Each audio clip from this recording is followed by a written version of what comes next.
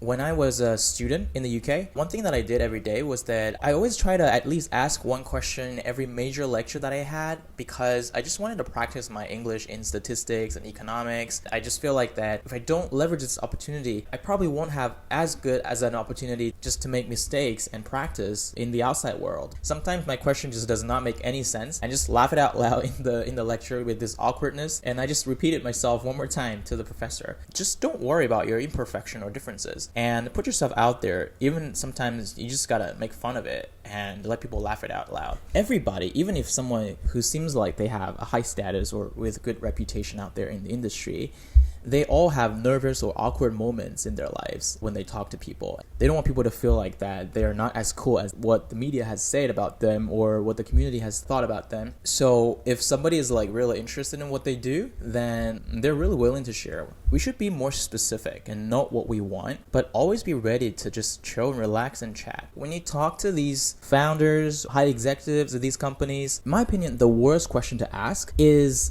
I don't know what am I going to do with my life. Can you give me some guidance or advice on what I should do next? Hi everyone, welcome back to the channel. So in this episode, I wanted to talk about how to socialize and reach out to anybody and have a great conversation. So let's get started.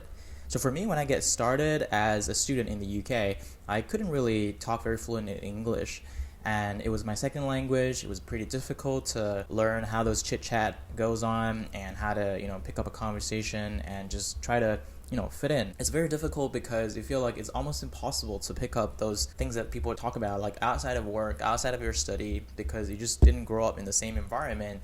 And sometimes some people seem like they're pretty far away from your day-to-day life, even if you have some questions for them and you might not have enough confidence to just talk. So I wanted to summarize what are some of the things that I have failed and continued and picked up, those best practices such that it could be benefiting to most of you who are probably like also struggling with the same problem. So let's get started.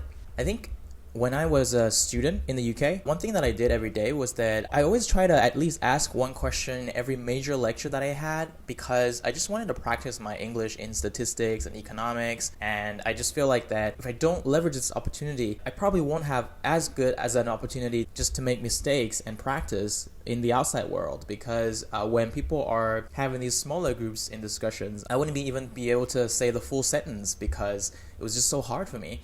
But in the lecture, when you raise your hand and the whole class is going to look at you, the professor is going to look at you, I know it's like a very cruel way to torture myself, to force myself to say it at that moment. But that's actually a great opportunity for you to compose your sentences in a way that hopefully in the longer term it will become more and more logical. So my first point is actually that just don't worry about your imperfection or differences and put yourself out there. Even sometimes you just gotta make fun of it and let people laugh it out loud. In the example where I said that I was always asking a question in the lectures, sometimes my question just does not make any sense and just laugh it out loud in the lecture with this awkwardness.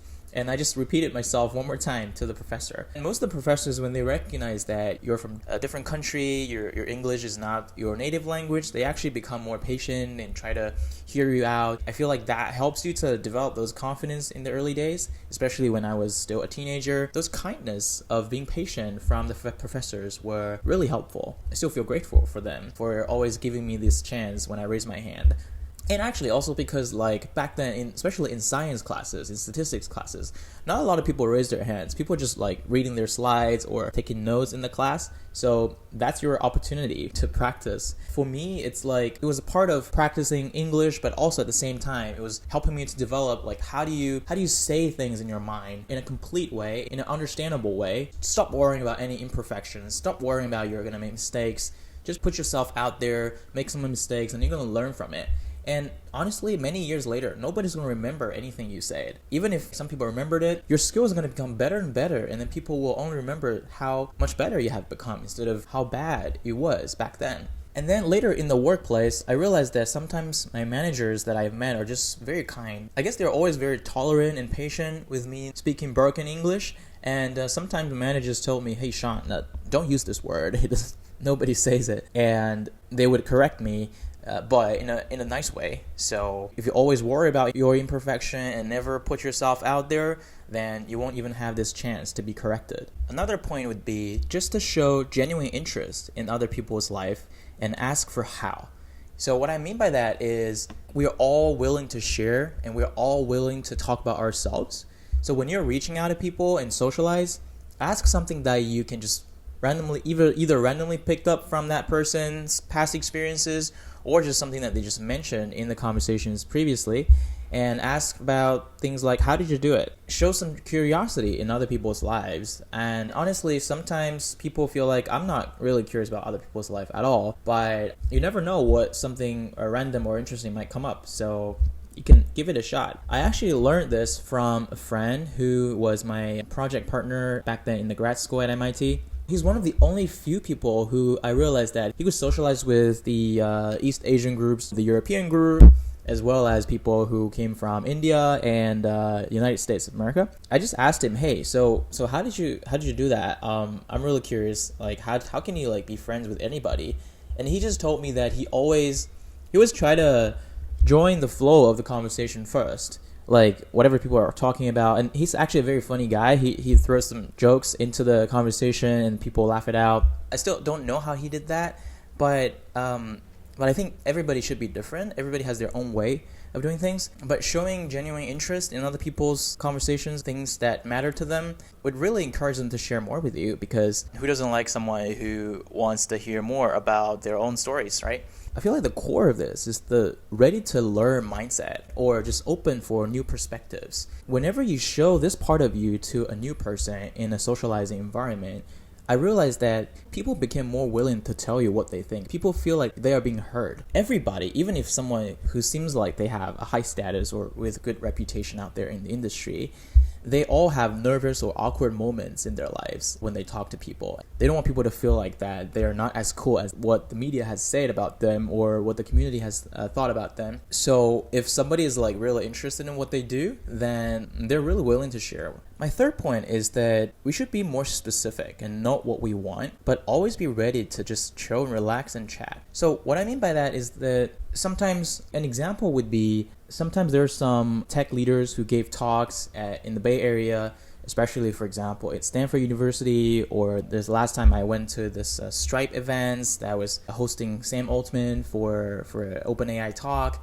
Or occasionally there are some startups who just rented another company's space and invited a bunch of people to listen to their founders talk. So when you talk to these founders or high executives of these companies, it makes sense that we want to reach out to these people and ask them about their advice and life experience. But in my opinion, the worst question to ask is, I don't know what am I going to do with my life. Can you give me some guidance or advice on what I should do next? This kind of question sometimes really shut people down, because people might want to know how they can help you exactly. Otherwise, it might be a bit of a waste of time for them, because people enjoy helping others, but everybody's busy. You probably have a similar experience where when you reach out to folks on LinkedIn or on Twitter, and you send like a really long message or send a really long email to someone and never get a reply.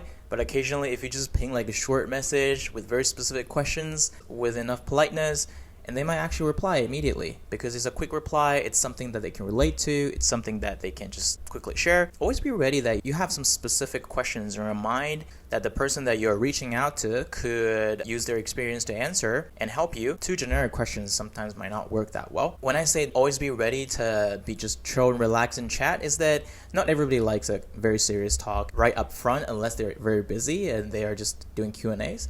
People would love to talk about like what they enjoy doing outside of work, so don't be too purposeful in any conversation. You can just chat about life, and then whenever the conversation moves on to the more serious things, you're always ready to ask the right questions. And last but not least, just go out and talk to people with a big smile. I remember that in some of those experiences that I had with tech events, there are always some either high executives or the marketing or sales team of those tech companies.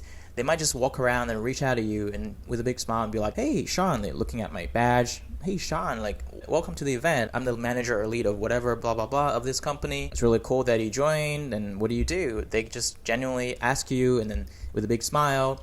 And I figured out that, hey, I enjoy talking to them because they seemed less mysterious. They seemed less nervous or awkward because they were smiling and they were asking me things in a very welcoming tone. It's going to be easier for me to chill and to just talk. I think that's generally applicable to any events or any social or reach out situations because people feel less stressed when someone's smiling and casually chatting with you. So yeah, those were some really quick thoughts of how I thought about reaching out and socializing in a new environment or online with acquaintances, new people, or friends. And yeah, let me know if you have any thoughts. Always happy to discuss. There's some links for you to reach out to me down below. I have my LinkedIn and Twitter, and also I started this new Discord channel. Peace. Thank you.